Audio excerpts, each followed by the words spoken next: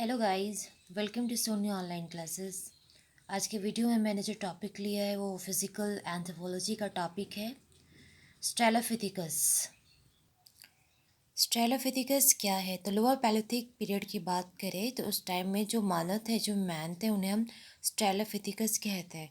तो सबसे पहले इसकी खुदाई किसने की थी? तो 1924 एंड 1925 में प्रोफेसर रेमंड डार्ट, उन्होंने खुदाई किया था।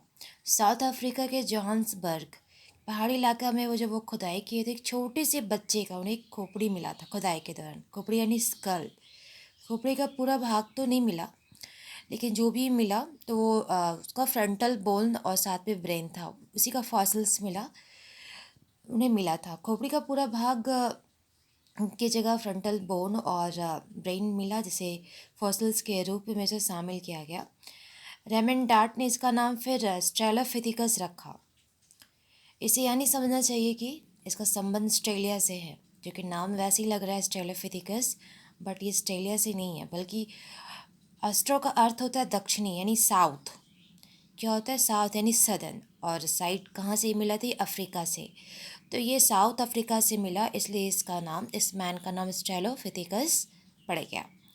तो जो फॉसल्स जो मिला था वहाँ से, साउथ अफ्रीका के जोहान्सबर्ग से, रेमंड डार्ट को, तो उसमें उन्होंने देखा कि कुछ हड्डियाँ मिली हैं, साथ में दांत मिली। जो टोटल जो दांत थी, 24 टीथ थी इस खोपड़ी में। जो स्कल मिला था उसमें कितने टीथ थे? 24 टीथ थे, जिसमें 20 जो टीथ मिले थे वो मिल्की टीथ थे। मिल्की टीथ यानी जो दूध के जो दांत होते हैं, और जो 4 जो टीथ थे, 4 टीथ, वो परमानेंट टीथ थे। टोटल कितने टीथ्स हो गए? 24 टीथ हो गए, जो उस खोपड़ी में यानी उस स्कल में मिले थे। वो टीथ को देख के ऐसे लगा कि किसी बच्चे का ही टीथ है, लेकिन ऐसा अगर देखा जाए इंसानों के बच्चों की, तो 6 ईयर्स में लगभग टीथ निकल आता है। लेकिन स्ट्रेलोपिथेकस के इस बच्चे का जो खोपड़ी मिला था, तो उसकी खोपड़ी को देखने से, यानी स्कल को देखकर अंदाज़ा लगाया गया कि ये कम से कम 5 साल के बच्चे का खोपड़ी रहा है।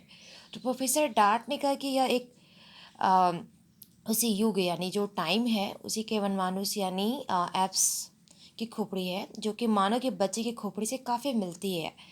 जो जो खोपड़ी मिला और मानव की खोपड़ी से अगर देखा जाए तो काफ़ी मैच करता था। इसलिए रेमंड डार्ट ने कहा कि ये इंसान, ये जो एप्स है, ये मानव की ओर इनका विकास बहुत तेज़ी से हो रहा है। इसलिए अधिक समानता होने के असंभव मालूम पड़ता है, लेकिन यदि वो बड़े व्यक्ति का होता तो मानव से इतनी समानता दिखाई नहीं देता। बाद में क्या है ना कि साउथ अफ्रीका से और भी बहुत ज़्यादा खुदाई के दौरान रेमंड डार्ट, उन्हें बहुत सारे अस्थि पंजर मिला, खोपड़ियाँ मिली, स्कल मिला। तो वो भी पैलियोलिथिक पीरियड के ही थे। तो प्रोफेसर जो रॉबर्ट ब्रूम है एंड प्रोफेसर जो रॉबिन्सन है, तो फिर ये इसी इलाका में क्या किए, कंटिन्यूसली ये इन्होंने 10 ईयर्स तक यहाँ पे उन्होंने खुदाई कराया।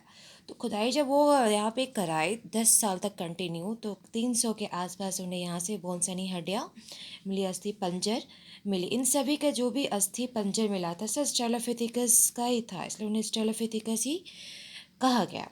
बाद में इसका फिजिकल जो कैरेक्टर है उसका अध्ययन किया गया। फिर जितने भी फॉसिल्स मिले, ऑसेस मिले, तो फिर इसके बाद सभी का फिर फिज़िकल कैरेक्टर का अध्ययन किया गया कि ये एक्चुअली ये है क्या। ये स्ट्रेलोपिथेकस जो नाम रखा गया, बट ये किससे मिलता है? ऐप से मिलता है या फिर ह्यूमन से मिलता है? तो जब बहुत स्टडी किया गया तो यह पता चला कि इसमें जो भी सिम्टम्स हैं वो ऐप से नहीं, वनमानव से नहीं मिलते थे, बल्कि मानव की ओर इसके लक्षण दिखाई देने लगे थे। मानव से ही मिलते थे, जैसे मानव के हाथ पैर हैं, टीथ है, या जो भी फिजिकल कैरेक्टर होता है उससे ऑलमोस्ट ही मिलते जुलते थे। तभी इसका नाम स्ट्रेलोपिथेकस रखा गया और कहा गया कि ये लोअर पैलियोलिथिक पीरियड के ये मैन थे। तो इसके जो जो फिजिकल कैरेक्टर थे वो क्या थे? जैसे वनमानुष का मुंह आगे की ओर निकला हुआ होता है। जो भी एप्स होते हैं उनका जो मुंह होता है आगे की ओर निकला होता है। लेकिन जो स्ट्रेलोपिथेकस है उसका जब फिजिकल कैरेक्टर का जब अध्ययन किया गया तो पाया गया कि थोड़ा सा आगे निकला हुआ है। नेक्स्ट जो इसका जो इम्पोर्टेंट जो फिजिकल है कैरेक्टर, वो है वनमानुष के जो दोनों जो नेज़ल होता है, यानी नेज़ल कैविटी आपस में जुड़ी हुई होती है। लेकिन जो स्ट्रेलोपिथेकस है और मनुष्य में जो नेज़ल कैविटी होता है वो हड्डियाँ जो एक दूसरे से जुड़ी नहीं होती है। थर्ड जो रीज़न है वो है कि इसके नाक का जो छेद है नेज़ल एपरेचर आगे की ओर था, ना कि ऊपर की ओर, जैसे आधुनिक परमाणु में होता है, यानी मॉडर्न जो एप्स होते हैं उसमें होता है। इसके जो जांग यानी फीमर है, फीमर की जो हड्डी है, उसे देखने से ऐसा प्रतीत होता है कि यह दोनों पैरों पर थोड़ा बहुत चलना प्रारंभ कर दिया था, जो कि मानव भी वो खड़े होकर ही चलते हैं, और चलने के लिए उन्हें क्या चाहिए, थाई बोन, जिसमें फीमर होता है। फीमर ही ऐसा रीज़न है जिसके कारण हम स्ट्रेट पोस्चर में हम चल सकते हैं। और नेक्स्ट जो रीज़न है कि इसका जो कैनाइन टीथ था स्टेलोफिथिकस का, वो मानव के टीथ के बराबर ही था। तो ये जितने भी लक्षण पाए गए हैं, सिम्टम्स पाए गए हैं, तो जो भी सिम्टम्स मिले हैं, तो प्रोफेसर एम एन डार्ट, उनका तो कहना था कि ये मानव से मिलते जुलते हैं, ये उन्हीं के एंसेस्टर है। और जब दूसरे जो साइंटिस्ट हैं जैसे Robert Broom and Johan Robinson, इन ये लोग जब सर्च किए, तो इनका कहना था कि अगर स्टेलोफिथिकस अगर पूरी तरह से अगर मानव नहीं समझे जाते, तो इतना कहा जा सकता है कि ये तेज़ी से मानव की ओर बढ़ रहे हैं, उनकी ओर बढ़ रहे हैं, मतलब मिलता जुलता उनका फिजिकल कैरेक्टर है जो मानव से मिलता है। बाद में फिर प्रोफेसर डार्ट और ब्रूम और रॉबिन्सन, ये तीनों ने मान लिया कि नहीं, ये स्ट्रेलोपिथेकस बिल्कुल मानव की ओर तेज़ी से विकसित होने वाला मानव जैसा जीविका है, ना कि ये उन मानव की ओर बढ़ रहा है। तो गाइज, ये हम स्ट्रेलोपिथेकस के बारे में इस वीडियो में डिस्कस किए। ये लोअर पैलियोलिथिक पीरियड में पाया गया था मानव, जो एप्स की ओर ना बढ़ते हुए मानव की ओर विकसित हो रहा था। और 1924 एंड 1925 में प्रोफेसर रेमन डार्ट, उन्होंने साउथ अफ्रीका में खुदाई की, तो फिर उन्हें एक छोटे से बच्चे, जो 5-6 साल का बच्चा था, उसकी खोपड़ी मिली। खोपड़ी में ही देखा कि फ्रंटल बोन और ब्रेन है, फॉसिल्स के रूप में मिला, जिसमें टीथ था 24 टीथ, 20 टीथ जो कि मिल्क टीथ थे एंड 4 टीथ जो परमानेंट टीथ थे।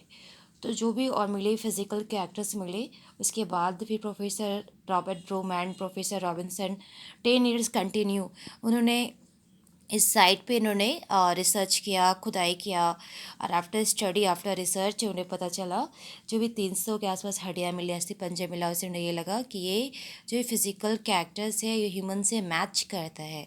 इसलिए इन साइंटिस्ट ने, इन मानव वैज्ञानिकों ने कहा कि स्ट्रेलोपिथेकस एप्स नहीं है, बल्कि वो एक मानव ही है जो मॉडर्न मैन से की ओर बढ़ रहा है। तो फिर मिलते हैं नई वीडियो में नई टॉपिक के साथ। जय हिंद।